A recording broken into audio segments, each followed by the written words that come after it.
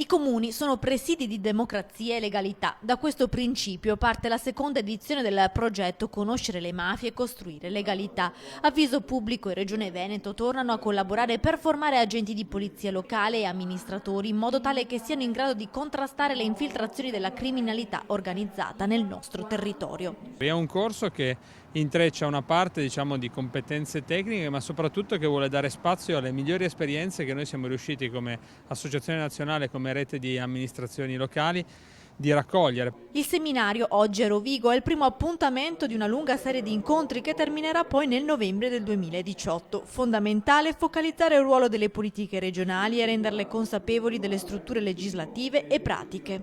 Quello che chiede la comunità è qualcosa di molto più ampio, tendenzialmente è riferito alla qualità degli spazi pubblici e per questo dobbiamo tenere in seria considerazione sia la dimensione percettiva, cioè ciò che le persone valutano del proprio intorno, sia naturalmente alcuni fenomeni come quelli delittuosi, sia altri, come dicevo, di disordine urbano che non rientrano nella sfera penale ma che alimentano deficit di insicurezza nella comunità. Agli incontri potranno partecipare agenti della polizia locale, sindaci e dipendenti pubblici perché è fondamentale tutelare il tessuto economico e politico locale. Abbiamo il concetto del degrado urbano, dell'illegalità, di quei fenomeni come il gioco d'azzardo, dei fenomeni che riguardano le infiltrazioni mafiose nella pubblica amministrazione e sono tutte situazioni che trovano sempre più ampia diffusione e sempre maggiori tentativi di infiltrazione.